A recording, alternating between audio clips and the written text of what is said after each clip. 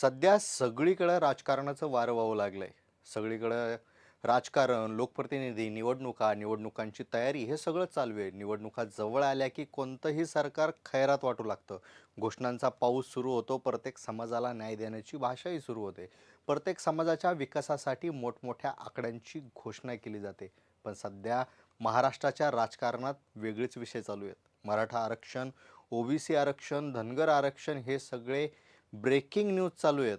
आगामी निवडणुकांसाठी राजकीय पक्षांना आणि राजकीय नेत्यांना ही सगळी तयारी केली जाते आणि नेत्यांच्या पुढं एक प्रकारचं आयतं ताटच वाढून दिलं जातंय अशी चर्चा सुरू आहे. विरोधकांना मुद्दा सापडला आहे आणि सत्ताधाऱ्यांना श्रेयवादाचं समीकरण सापडलंय अशी चर्चा सुरू आहे. मनोज जरांगे पाटील यांनी जो लढा उभा केला त्याला कुठेतरी आज नव्याने नवीन झालर लावली गेली आहे.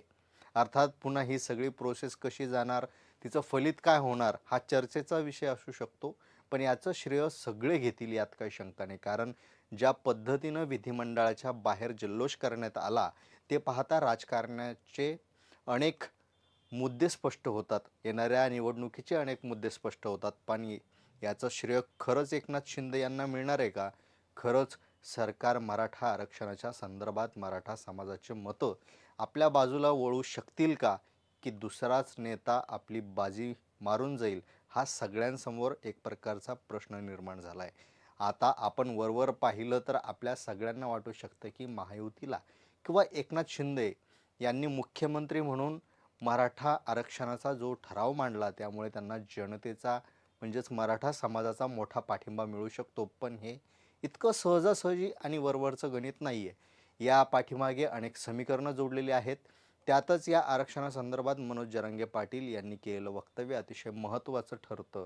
ते आरक्षणाच्या ठरावाबाबत स्वागत करतात, पण त्यांना ओबीसीमधून आरक्षण पाहिजे अशी भूमिकाही ते व्यक्त करतात आणि उपोषण चालूच राहील असंही ते सांगतात. म्हणजेच जे क्रेडिटचे श्रेय म्हणजे जे श्रेय आपल्याला मिळेल हे स्वप्न शिंदे पाहत होते, त्याला लगेच ब्रेक लावण्याचं काम जरांगे पाटलांनी खुबीने केलं आहे. दुसरीकडे जर हे आरक्षण न्यायालयात टिकलं किंवा निवडणुकीच्या अगोदर मराठा समाजाला अपेक्षित असलेला निर्णय महायुती सरकारनं घेतला तरीही त्याचं श्रेय हे महायुतीला जाणार नसून त्याचं श्रेय मोठ्या प्रमाणात जरांगे पाटील यांनाच जाऊ शकतं. आणि जरांगे पाटील यांचे मत निवडणुकीच्या दृष्टिकोनातून ज्या दिशेनं असेल त्या दिशेनं मराठा समाजाचे मतही तिकडंच असेल. तसंच राज ठाकरे म्हणतात की हा प्रश्न राज्य सरकार सोडू शकत नाही, यासाठी केंद्र सरकारकडे जावं लागेल, हे त्यांच्याकडे हक्क आहे. तर दुसरीकडे प्रकाश आंबेडकर म्हणतात की जरांगे पाटील यांनी केंद्र सरकारमध्ये जाऊन म्हणजे संसदेत जाऊन हा प्रश्न मार्गी लावावा, त्यासाठी त्यांनी लोकसभेची निवडणूक लढावी. आता हे सगळं गणित पाहता येणाऱ्या निवडणुकीत जो श्रेयवादाचा प्रश्न निर्माण होणार आहे तो मिटवण्यासाठी आतापासूनच राज ठाकरे आणि प्रकाश आंबेडकर यांनी बीज पेरले आहेत. त्या बीजाला रोपटं करण्यामध्ये मनोज जरांगे पाटील यांची आगामी काळातील भूमिका अतिशय महत्त्वपूर्ण ठरू शकते. दुसरी एक महत्त्वाची बाब म्हणजे आपल्याला लक्षात घ्यावी लागेल की मराठा समाजामध्येही दोन गट आपल्याला सरळ सरळ आजच्या घडीला दिसून येतात. पहिला गट म्हणजे जो सरकारच्या बाजूला आहे, जो आज गुलाल उधळतो आहे, तर दुसरा गट जरांगे पाटील यांच्या बाजूचा आहे, जो ओबीसीमधून आरक्षणाची मागणी करतो आहे.